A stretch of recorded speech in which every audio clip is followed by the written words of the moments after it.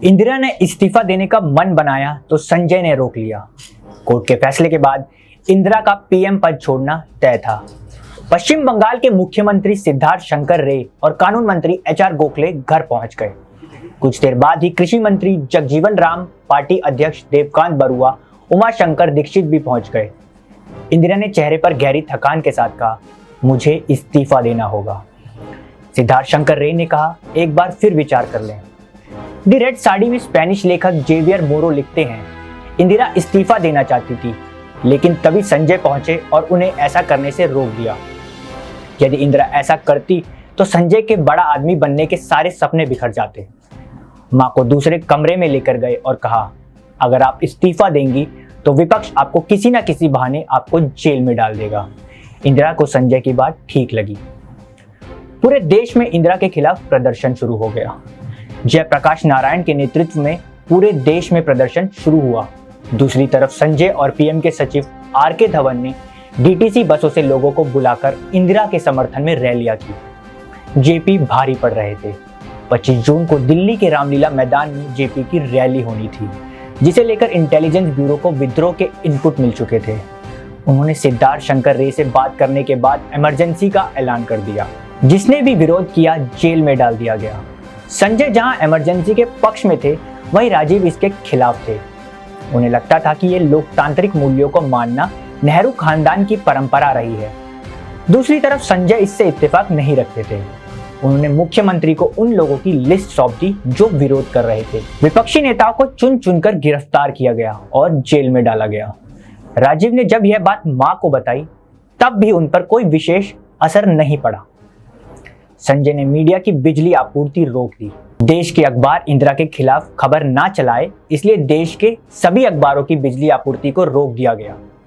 संजय ने कोर्ट को बंद करने के लिए जरूरी कदम उठा लिए। मीडिया और कोर्ट पर बंदिश को लेकर बंगाल के सीएम सिद्धार्थ रे संजय से सहमत नहीं थे। उन्होंने इंदिरा को ये बात बताई तो संजय और रे के बीच बहस हो गई। संजय ने कह दिया, आपको क्या पता कि देश कैसे चलता है। 26 जून 1975 को सूचना मंत्री आई.के. गुजराल कार्यालय पहुंचे तो संजय ने कहा, सभी न्यूज बुलेटिन प्रसारित होने से पहले उन्हें दिखाए जाएं। गुजराल ने कहा, यह संभव नहीं। इतने में इंदिरा भी वहां आ गई। पूछा, क्या चल रहा है। तब गुजराल ने पूरे मामले पर सफाई दी। इंदिरा ने कहा, मैं आपकी स्थिति समझती हूँ। आप एक क्लर्क से रोज सुबह बुलेटिन भेज दिया करें ताकि मैं उन्हें देख सकूं। गुजराल ने इस्तीफा दे दिया। राजघराने की महारानियों को बंदी बना लिया गया। जेवियर मोरो लिखते हैं, देश में जिसने भी इंदिरा गांधी का विरोध किया उसे गिरफ्तार कर लिया गया। जयपुर और ग्वालियर की राजमाताओं को भी नहीं छोड़ा गया, क्योंकि इन्होंने कांग्रेस के खिलाफ चुनाव लड़ा था। इन दोनों महारानियों को तिहाड़ जेल में अपराधियों और वेश्याओं के साथ रखा गया। जयपुर की राजमाता गायत्री देवी की कोठरी से बदबू आती थी। जेल में भारी शोर भी रहता था। देश में जबरन नसबंदी पर जोर दिया गया।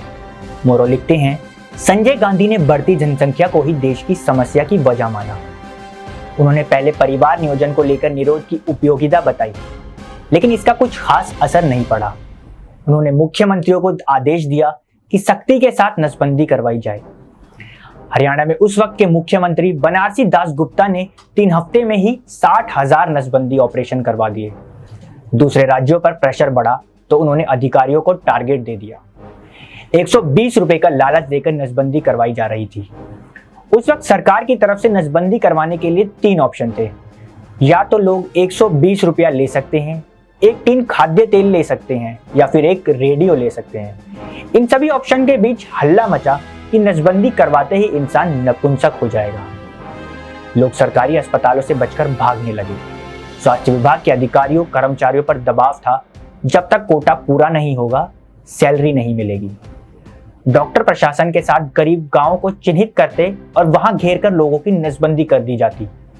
राजीव उसी वक्त भोपाल से दिल्ली लौटे थे। उन्होंने इंदिरा को बताया कि भोपाल में मुस्लिम वर्ग भयभीत है, अगर इसे रोका नहीं गया तो सांप्रदायिक दंगे हो सकते हैं।